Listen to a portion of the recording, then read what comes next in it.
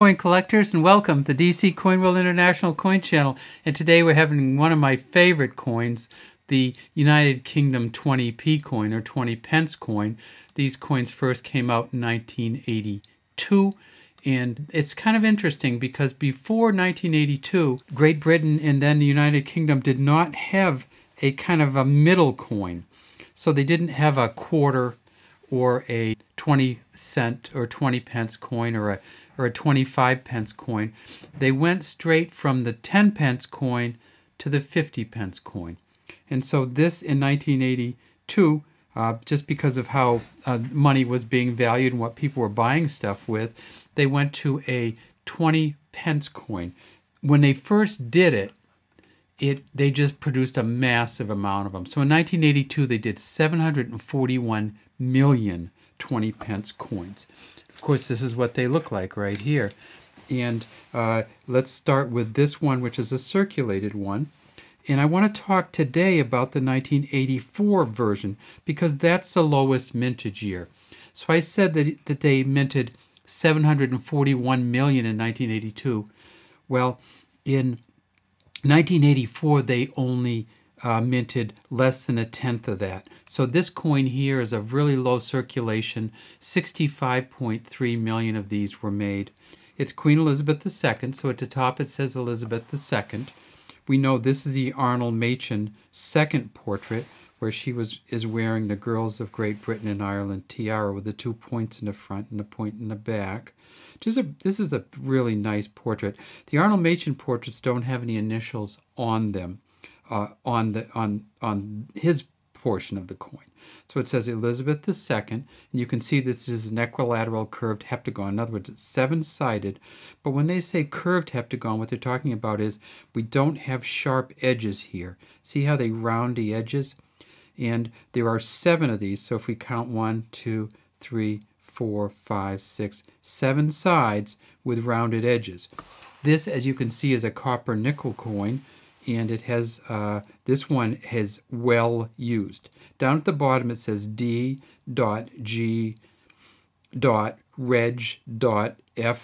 There's a dot there in D. By the grace of God, Queen and Defender of the Faith. That's what that stands for in Latin. And you can see it's inset. We don't call this incused here, but we call this kind of incused here when it's around the rim. So it's an inset letters here, and then the actual image is inset down into the coin. Just a beautiful way to design this coin. So it says 20 here, and then it says pence here, and 20 in words, and then down at the bottom it says 20 in numbers, the number 20. We see a 19 separated by a crown in 84. So again, this is the one they only made 35 million of these. On the back it's going to be the same for all of these, but the front changes over time. So let's take a look at that. So this is the front or obverse, right, that we're looking at right here. And then in 1985, they came out with the third portrait, or Raphael David McCloof. And you can actually see his initials. So he was allowed to have his initials on the coin for the third portrait. And then you see she's wearing a different crown, and this is the George IV state diadem here, with the fleur-de-lis and the a cross on it. And again, it's inset. So if we look at this one versus this one, the queen is getting older, of course, and it's much more of the moving more towards the Queen Mother. And then they moved in 1992 to a different portrait, and this is the portrait from 1992. Now you say, well, that's the same portrait. Well, it is still the Raphael David McCloof portrait, but look how much bigger this one is. So if we look at the spacing here, if we look at how big the Queen's head is in this one versus this one, if we look at the spacing up here around the top of her head, we see how much closer the crown comes up here. So in 1992, you can get 2 different versions.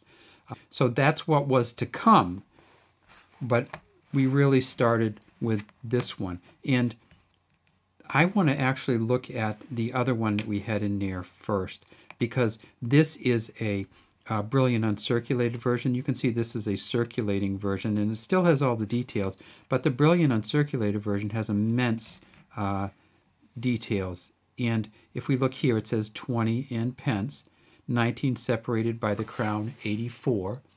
And this is actually a Tudor rose, like Tudor. That's the family of the queen. This crown here, again, we see the cross here and the fleur-de-lis here, and the way that this crown is set up. Now, sometimes they call this a royally crowned double rose. So we see the inside and outside. We see the thorns here. And then there's an engraver on the back, and this engraver on the back is, his initials are on all of them. It's William Maving Gardner. So we don't have the M, but we have the W there, and we have the G there, each right above a leaf. And William Maving Gardner, we will see his, it's on the 93, it's on the 87, the 93. It just keeps going up and on. So this stayed on the back, but the front portrait changed. All right. Now, if you are collecting these, what years do you want to collect? Well, of course, the 1984 is a good one because they made the least amount of circulating coins in 1984. And 1992 is a good one because it has two different portraits. But the 1984 is pretty nice if you can find an uncirculated version like this, which is worth between $3 and $5 to collectors. If you find one like this, it's worth about 25 to 50 cents to collectors. But this brilliant uncirculated version is the one you're looking for in 1984.